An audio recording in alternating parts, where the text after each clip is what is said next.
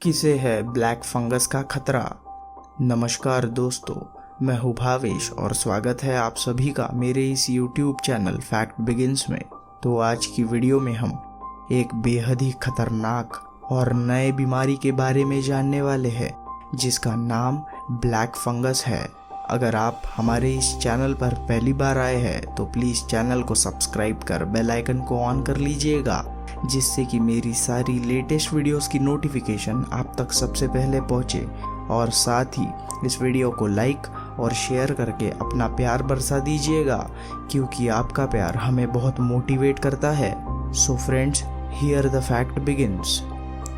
Doctor Naresh Trehan के अनुसार diabetes मरीज को या फिर जिनका कैंसर का इलाज हो रहा है और ट्रांसप्लांट करवाने वालों पर भी ब्लैक फंगस से संक्रमित होने का खतरा मंडरा रहा है।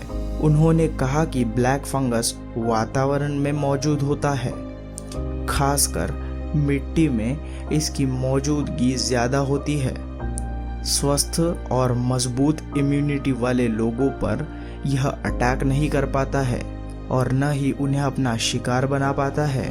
डॉक्टर गुलेरिया ने भी ब्लैक फंगस के प्रति सतर्क करते हुए कहा है कि जिन मरीजों को शुरुआत में ही स्टेरॉइड्स दिए गए उनमें ब्लैक फंगस का संक्रमण हो सकता है। जी हाँ दोस्तों, आपने बिल्कुल ठीक सुना कि जिन लोगों को शुरुआत में ही स्टेरॉइड्स दिया गया था उन पर ब्लैक फंगस का संक्रमण मंडरा रहा है। इसके बाद उन्होंने कहा कि स्टेरॉइड्स की बहुत ज़्यादा डोज दिए जाने पर भी मरीज को ब्लैक फंगस होने का खतरा बढ़ जाता है। इसी के साथ उन्होंने यह भी कहा कि ऐसे लोगों के खून में मिठास की मात्रा बढ़ जाती है, जो हाई ब्लड शुगर के रूप में सामने आता है। उन्होंने आगे यह कहा कि अगर लंबे वक्त तक स्टेरॉइड्स दिए जाए तो भी लोग ब्लैक फंगस की चपेट में आ सकते हैं। उन्होंने कहा कि कुछ दवाइयाँ भी बहुत सावधानी से देनी चाहिए ताकि वो भी फंगल इन्फेक्शन का कारण बन सकती है, क्योंकि ये दवाइयाँ इम्यूनिटी सिस्टम को कमज़ोर करती है। वही डॉक्टर नरेश त्रेहन ने कहा कि बिना डॉक्टरी सलाह के स्टेरॉइड लेना आपके स्वास्थ्य के लिए बेहद ही खतरनाक साबित हो सकता है। उन्होंने कहा कि स्टेरॉइड बिल्कुल उचित मात्रा में ही ले और कम से कम समय तक ले, लेकिन ब्लड शुगर कंट्रोल में नहीं है तो डॉक्टर से बिना पूछे स्टेरॉइड का यूज़ बिल्कुल भी ना करें और हो सके तो स्टेरॉइड लेना ही छोड़ दे। दोस्तों, ब्लैक फंगस तेजी से पांव पसारने लगा है। यह दुनिया में अपना कब्जा बहुत ही तेजी से बना रहा है। यह अपने पांव पसारने लगा है और ब्लैक फंगस कई राज्यों के इलाकों में भी जा चुका है।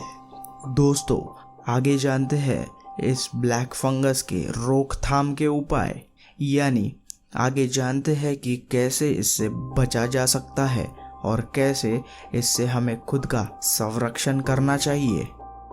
डॉक्टर त्रेहन ने कहा कि हम इस बीमारी को जितनी जल्दी पहचानेंगे इसका इलाज उतना ही सफल होगा।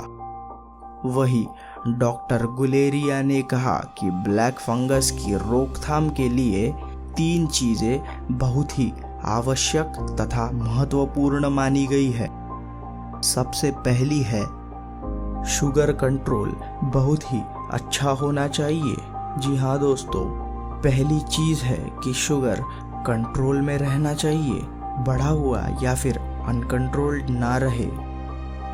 दूसरे पॉइंट में डॉक्टर त्रेहन कहते हैं कि हमें स्टेरॉइड कब देने हैं इसके लिए सावधान रहना चाहिए और अपनी ही मर्जी से स्टेरॉइड का यूज़ नहीं करना चाहिए।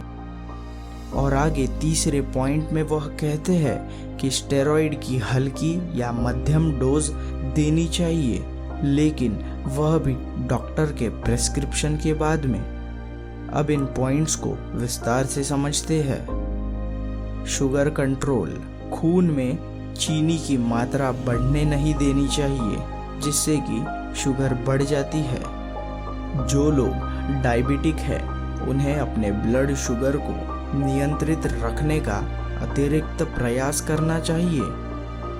यह उनके लिए अत्यंत आवश्यक बात है, क्योंकि जब तक हमारी शुगर कंट्रोल में नहीं आ जाती है तो भी हम इस सूची से छूट जाते हैं। तो दोस्तों, अपने शुगर का ज़रूर ख्याल रखिए और हमेशा स्वस्थ रहिए। स्टेरॉइड गाइडलाइंस का सख्त पालन करना चाहिए। दोस्तों, वो कहते हैं कि उन्होंने स्टेरॉइड देने को लेकर गाइडलाइंस जारी किए हैं। उन्हीं के मुताबिक स्टेरॉइड दिया जाए तो ही बेहतर रहेगा, या फिर उससे भी अच्छा यह होगा कि आप अपने फैमिली डॉक्टर या फिर स्पेशलिस्ट डॉक्टर से भी पूछकर अपनी व्यवस्थित जांच कराकर ही इसका निर्णय लें। इस तरह की दूसरी दवाइयाँ भी तभी दी जाए जब बहुत ही अत्यधिक ज़रूरत हो। हमारी यही राय रहेगी कि अगर आपको कुछ भी परेशानियाँ हो तो तुरंत डॉक्टर के पास जाकर उसका सही ढंग से इलाज करा लीजिएगा। आगे देखते हैं दोस्तों, कैसे समझे कि ब्लैक फंगस ने अटैक कर दिया है। इन शॉर्ट दोस्तों, अभी हम जानेंगे इसके सिम्टम्स, तो ध्यान से सुनिए। ये रहे दोस्तों उसके सिम्टम्स।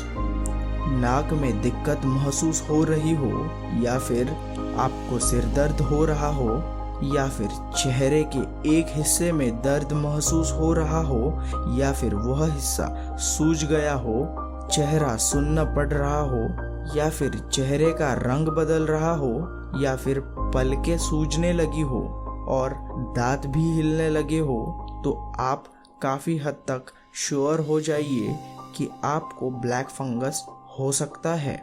तो इसीलिए तभी तुरंत डॉक्टर के पास जाकर अपना व्यवस्थित चेकअप कराकर इलाज शुरू कर दीजिएगा। अगर ब्लैक फंगस ने आपके फेफड़े पर आक्रमण कर दिया है तो आपको कुछ इस प्रकार के लक्षण दिखाई देंगे: बुखार, सांस लेने में दिक्कत, कफ, खंखार में खून आना, सीने में दर्द और धुंधला दिखाई देने लगता है। दोस्तों, अगर आपको ये लक्षण दिखे तो तुरंत डॉक्टर से संपर्क करें और तभी डॉक्टर आपको दवाइयाँ देंगे और दवाइयों से इसका परिपूर्ण इलाज हो सकता है। कुछ मौक़ों पर सर्जरी भी करनी पड़ सकती है। इसीलिए अगर आपको डायबिटीज़ है और कोरोना से संक्रमित हो गए हैं तो अपना ब्लड शुगर नियमित तौर पर चेक करते रहिएगा और शुगर की दवाई बिल्कुल संभल कर ले। आगे जानते हैं दोस्तों कि आखिर यह ब्लैक फंगस कितना खतरनाक है और क्या है इसका इलाज। डॉक्टर त्रेहन ने कहा कि यह नाक या मुंह के जरिए शरीर में प्रवेश करता है। उसके बाद दूसरे चरण में यह आँख को प्रभावित करता है और तीसरे चरण में यह दिमाग पर अटैक कर देता है। इसके बाद 4 से 6 हफ्ते तक दवाइयाँ लेनी पड़ती है। कुछ गंभीर मामलों में 3-3 महीनों तक भी इलाज चलता रहता है और बॉडी को स्वस्थ होने में समय लगता है। तो दोस्तों, ये थी हमारी आज की वीडियो ब्लैक फंगस के बारे में संपूर्ण जानकारी के साथ। उम्मीद है आपको वीडियो ज़रूर पसंद आई होगी और आशा करते हैं आपने कुछ नया ज़रूर सीखा होगा। अगर आप हमारे इस चैनल पर पहली बार आए हैं तो प्लीज़ चैनल को सब्सक्राइब किए बिना मत जाइए और हो सके तो इस वीडियो को भी लाइक कर दीजिए, क्योंकि आपका एक लाइक हमें बहुत मोटिवेट करता है। और इस वीडियो को भी अपने करीबियों तक पहुंचा दीजिएगा, क्योंकि उन्हें भी इस जानकारी से पता चल सके, वह भी इससे सतर्क और सावधान हो सके। मैं मिलता हूँ आपसे ऐसे ही किसी इंटरेस्टिंग से फैक्ट के साथ। तो तब तक के लिए bye bye and stay safe.